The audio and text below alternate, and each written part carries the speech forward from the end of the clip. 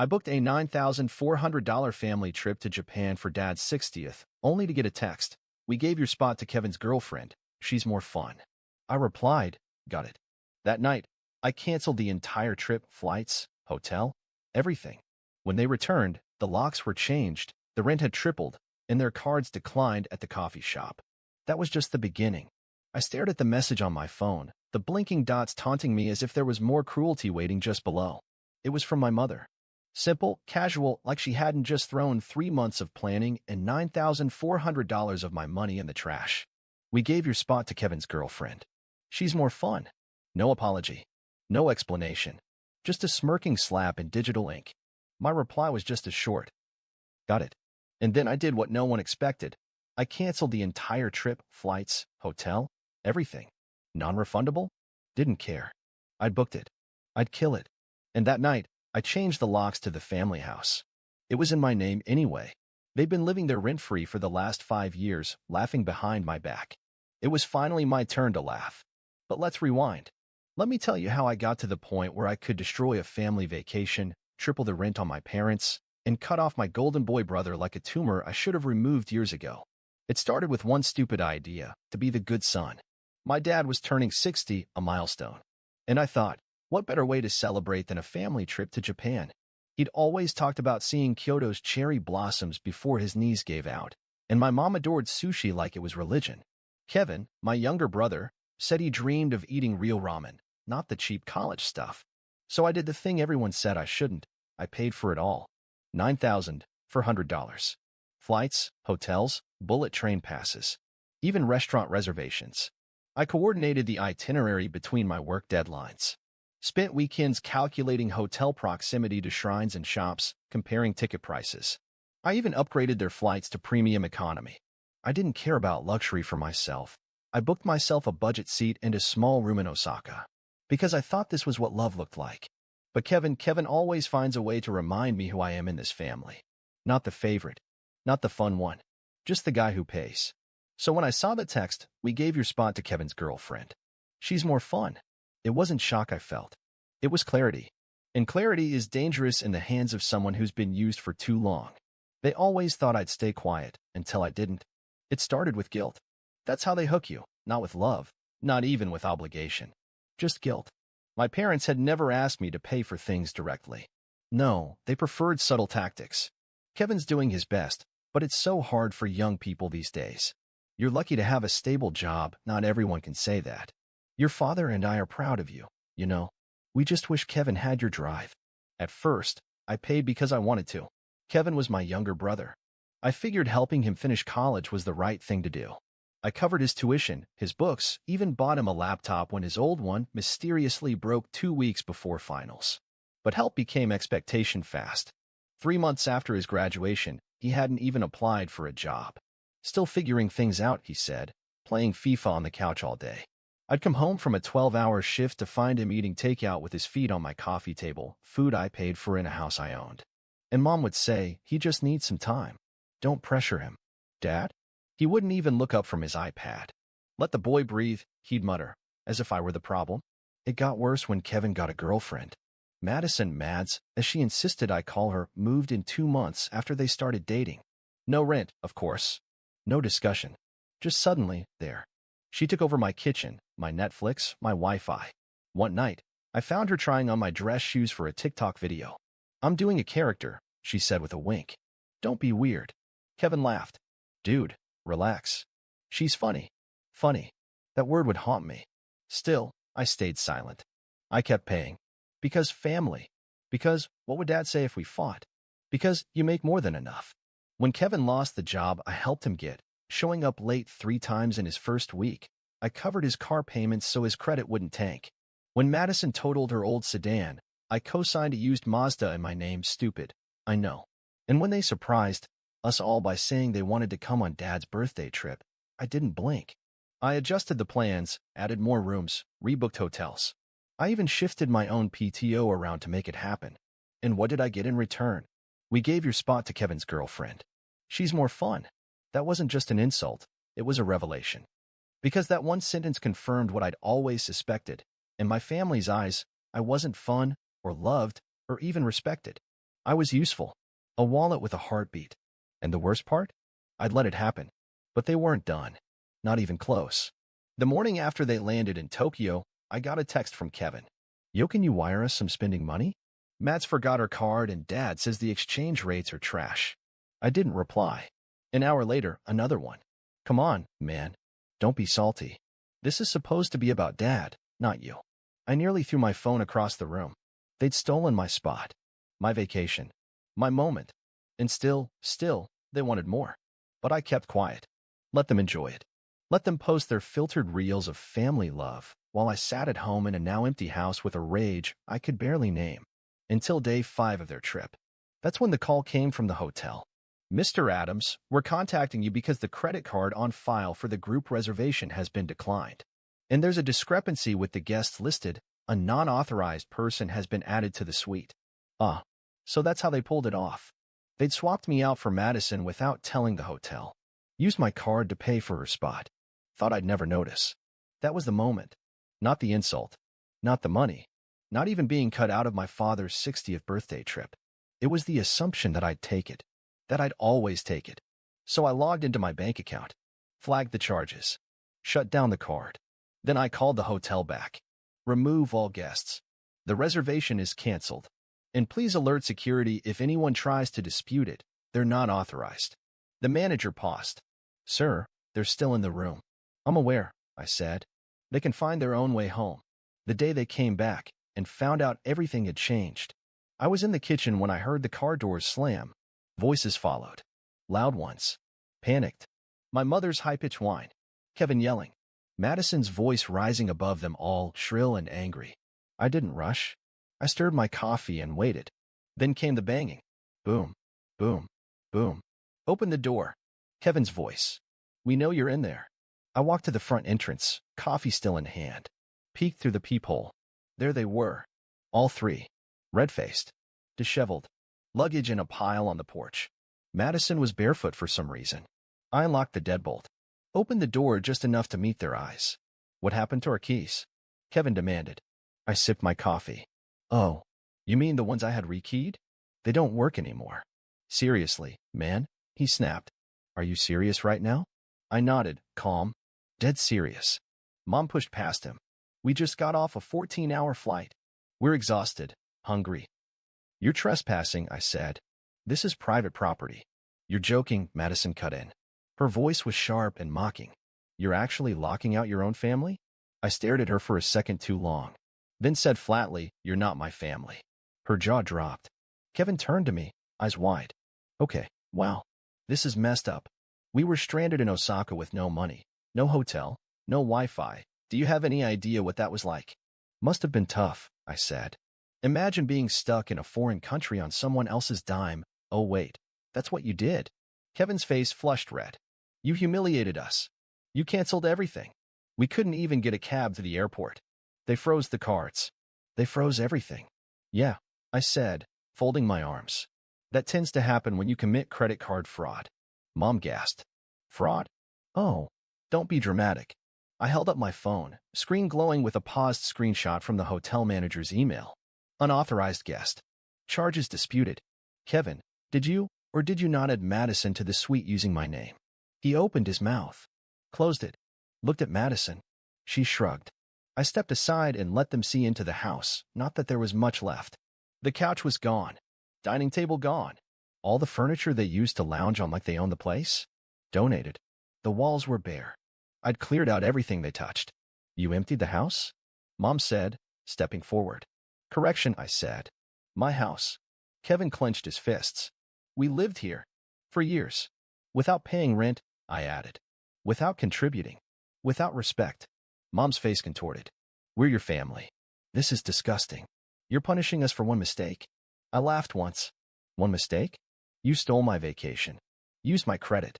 Threw me out of my own plans for my father's birthday because I wasn't fun enough. Do you even hear yourselves? You're being petty, Madison said, rolling her eyes. You're mad because we had a better time without you. That's when I stepped fully outside. Closed the door behind me. You think this is about Japan? I asked, voice quiet now. You think this is about one trip? No. This is about every moment I sacrificed for you, every dollar I gave, Every time I let you stay here, rent-free, while you laughed behind my back. We didn't, Mom started. You did. I cut in. All of you. And now I'm done. Kevin shook his head in disbelief. So what? We're homeless now? No, I said. You've got 2 weeks. Rent's tripled, utilities are on you, and the guest suite's locked. If you want to stay, you pay. He scoffed. You can't be serious. Madison folded her arms. You can't just evict us. Actually, I said, pulling a copy of the lease agreement from my coat pocket, I can. It's legal. It's done. And your credit cards? Declined this morning at the coffee shop. I got a notification. The silence hit like a bomb. I turned to walk back inside. Kevin lunged after me, grabbing my arm. Wait, please, he said. His voice cracked. You don't understand. I don't have anywhere to go. Madison, she thought this trip would make us closer with the family. She didn't mean to hurt you. Madison opened her mouth to argue, but stopped. Kevin was crying. I looked at him, really looked at him, and felt nothing. No pity. No rage. Just a clean, cold emptiness. You were my brother, I said. And you traded me for entertainment value. That's not a family. That's a reality show. Then I walked inside, locked the door, left them standing there in the wind. They came back to a new world, one without me. 3 days. That's how long it took after they came back for the real chaos to start. The first morning after their return, it was quiet. Too quiet. I expected yelling, guilt trips, maybe a barrage of messages in the family group chat. But nothing. I had breakfast alone, coffee, a croissant, and a strange, satisfying sense of peace. It was a silence I hadn't felt in years. Not the kind you hear, the kind you carry inside you. But by day 4, my phone finally lit up. Can we talk? Mom, I'm sorry about what happened. We all made mistakes. Please don't do this to your father. I didn't respond. Not because I didn't have anything to say, I just didn't owe them an explanation anymore. For the first time in my life, I felt no obligation to justify myself to people who never really listened. Then the real fallout began. The cards were blocked. Madison tried to buy coffee downtown, declined. Twice. I got the push notification and smiled. She posted a story. Some people are just vindictive, and deleted it 5 minutes later. The rent. A week after the new lease kicked in, triple the old rate, I got an email. Hi, we're struggling with the new rent. Could we discuss alternatives? No name. Just the family account. I ignored it. Jobs. Kevin, who'd spent years lounging in my house without a single proper job, suddenly started picking up part-time gigs. A friend at the gym told me Kevin was now folding towels at the front desk. I didn't feel pity. I moved into a small loft apartment downtown. Concrete floors, tall windows, minimalist everything. No family-style clutter, no borrowed shoes in the hallway, no half-eaten leftovers that weren't mine. I woke up at 7 o'clock, hit the gym, worked from home, took walks in the evening. And for the first time in years, every moment, every dollar, every breath belonged to me. No texts asking to pitch in for groceries. No guilt trips about, just a little help till payday. No calls from mom saying, it's your brother. How can you say no? Just quiet. In week 2, Kevin finally texted. I know I messed up. I really do. Mads left. She said she didn't sign up for this. I get it now. You were right. I stared at it for a long time. This was the same Kevin who laughed at my plans. Said I was too serious. That I didn't know how to have fun. Now he was alone. Left by the fun girlfriend. Forced to face the mess without his human credit card. I didn't reply. Then, the rail bomb dropped. A letter from a lawyer. Your parents are claiming partial ownership of the house, my attorney explained, based on alleged financial contributions over the years. We've requested proof. So far, they've sent nothing. I laughed. Not because it was funny, but because it was so absurd it didn't deserve anything more. They always believed that if I owned something, they had rights to it. I remembered my mother's line, this is a family home, sweetheart. What's yours is ours. But now? Now, ours meant nothing. Mom sent another message. We didn't raise you to be like this. What would Dad think? This time, I replied. You raised me to serve you. That ends now. What shocked me most wasn't their anger. It was how fast they fell apart without me. Kevin was working 10-hour shifts, scrambling to cover bills. Mom started calling old friends, the same ones she used to mock for having ungrateful children. Dad?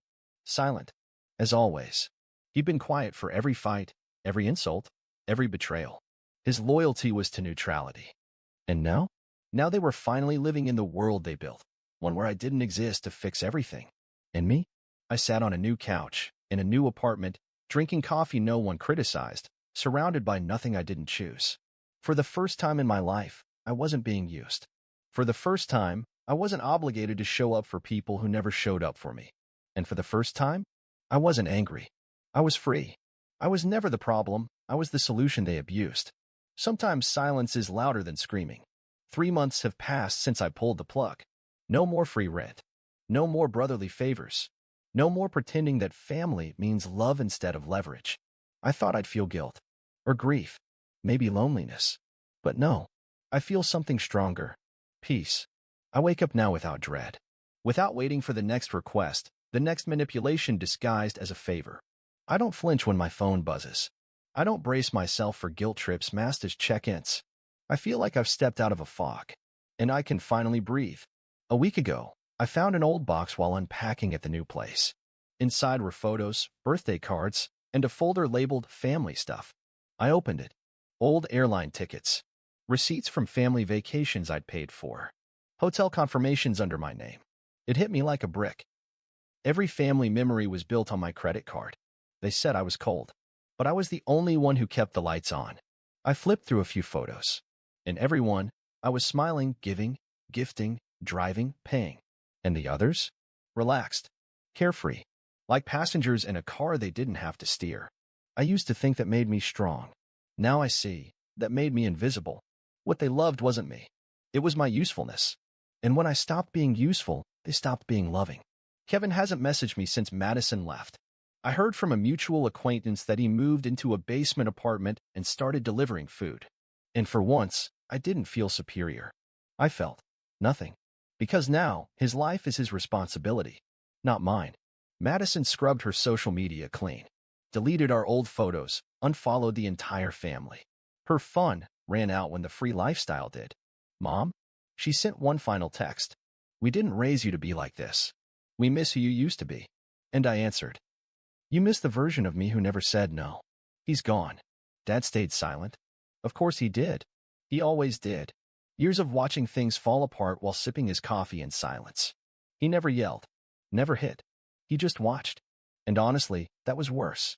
It made his complicity polite, but lethal. I stopped expecting closure from them. So I gave it to myself. I sat alone one night, no TV, no phone, just me and a glass of wine, watching the lights outside flicker on in other apartments. For the first time in years, the quiet didn't feel empty. It felt earned. That night, I wrote something on a sticky note and stuck it on my mirror. I owe no one more than I owe myself. And every morning since, I've read it like a prayer. Funny thing, the people who once drained me now call me distant. They say I changed. You bet I did. I used to be the bridge they walked on. Now I'm the ocean they can't cross. A few days ago, Kevin's ex, Lisa, sent me a message. We barely spoke back when they were together. But she'd always been kind. Quiet. You were the only one who saw through it. The way they treated you, it was wrong. I'm glad you left. You saved yourself. It hit me harder than it should have. Because I'd started to believe that maybe I was the problem. Lisa reminded me I wasn't crazy. I was just the first to wake up. I used to think walking away was selfish. Now I know. It's self-preservation. They taught me that love comes with sacrifice. But never their sacrifice, only mine. They called me cruel. I call it clarity. They called me heartless. I call it healing. They called me selfish. But only after I stopped being theirs. And now, the best part? I don't hate them. I don't wish them pain. I just don't owe them anything anymore. And that freedom? It's like breathing for the first time. Next week, I'm flying to Iceland. Solo trip. I've always wanted to see the Northern Lights. Never went. Because there was always someone else's emergency. Someone else's drama. Someone else's vacation at my expense. But not anymore. This time, I'll go for me. And when I'm standing under that glowing sky in the freezing air, thousands of miles from everything I used to carry, I'll finally say it out loud. I am not your safety net. I am not your plan B. I am not your bank, your backup, or your fool. I am me. And for the first time in my life. That's enough.